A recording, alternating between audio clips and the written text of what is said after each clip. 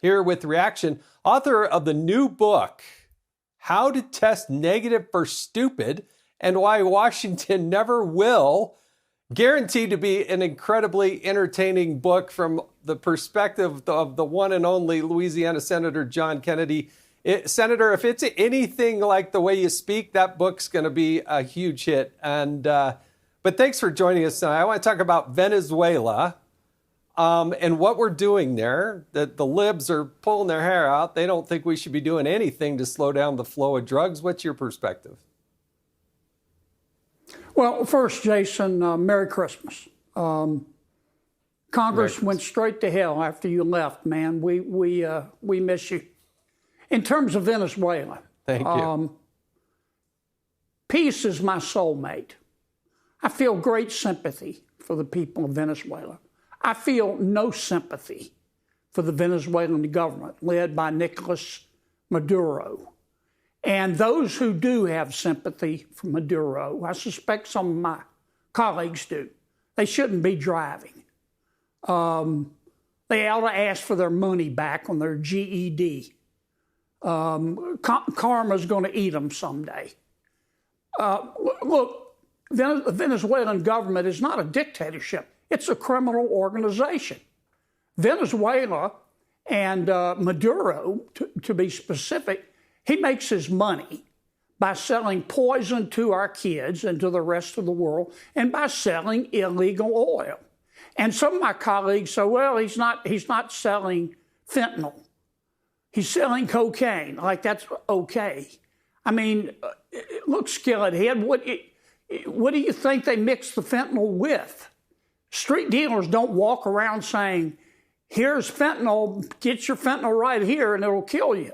They mix it with the cocaine to give it extra kick. And if they put too much of the fentanyl in the cocaine, you die. You're dead as Jimmy Hoffa. You'll notice, and what the Trump administration has been doing is working. You notice we don't see many drug boats these days. There's a reason for that. The cartels in Maduro can't even find a single person to drive them. In terms of the tankers, this is illegal oil being moved in illegal tankers. We have judicial warrants to seize those tankers. It's about time we did it. That oil goes to China, some goes to India, a lot of it goes to Cuba. Cuba gets 40 to 50% of its oil from Venezuela. Without that oil, the communist regime in Cuba will eventually fail. So I think we ought to choke off Venezuela's money. We've got them down. Let's choke them to death. Well, we have an illegal president in Maduro. I mean, he's not even the legitimate leader there. But to hear the Democrats in the United States Senate and in the Congress, many of them, not all of them, but many of them will make the case that, oh, this is so wrong and there's no due process and what they're doing is illegal. What do you say to those people? Well, here's what I say. You remember under President Biden when he sanctioned Iran from producing and selling oil? That was just a piece of paper. Sanctions are worthless unless you enforce the sanctions. Now, the Trump administration is enforcing the sanctions. Let me say it again. This oil is illegal. It's sanctioned oil, and it's being moved on illegal boats, sanctioned boats, flying under a false flag. And they've been doing that for a long time. And we didn't enforce the sanctions. So now we're doing it. And it is hurting the Maduro regime. Good. I'll take a dozen of them. What does America First mean to you, Senator? It means America being as good as she can be. It means addressing our fundamental problem, which is right now, in terms of our economy, we've got too many undeserving people at the top getting bailouts. I said undeserving, not everyone. We've got too many undeserving people at the top getting bailouts. we've got too many undeserving, not everyone, but too many undeserving people at the bottom getting handouts.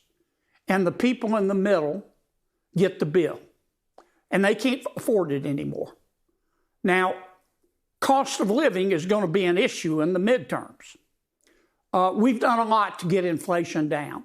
Joe Biden shot his money cannon, and we had 9% inflation. The Trump administration, the Federal Reserve, I give them credit. The Republicans in Congress, we've got it down to 3%. We're better, but we're not well. And I have strongly encouraged my friend Senator Thune, who's the majority leader, to bring another reconciliation bill and let us address the cost of living. We don't need a single Democratic vote to pass a bill dealing with housing and the cost of living. And people say, well, Kennedy, why don't you do it? If I could, I would. But the majority leader is the only person in the Senate who can bring a bill to the floor. And I have great respect for John. He's my friend. And he keeps saying we're keeping our options open. We've been keeping our options open since July. We need to pass another bill. We don't need a single Democratic vote. Stimulate the economy, grow wages, regulate PBMs, pass a housing bill to lower the cost, which is already ready. We need to design a healthcare system that looks like somebody designed it on purpose and address people's concerns about the cost of living. Senator Kennedy, putting America first. Congratulations on that book. Merry Christmas, and thanks for joining us on Hannity. You do too, appreciate yes. it. Hey, Sean Hannity here. Hey, click here to subscribe to Fox News YouTube page and catch our hottest interviews and most compelling analysis. You will not get it anywhere else.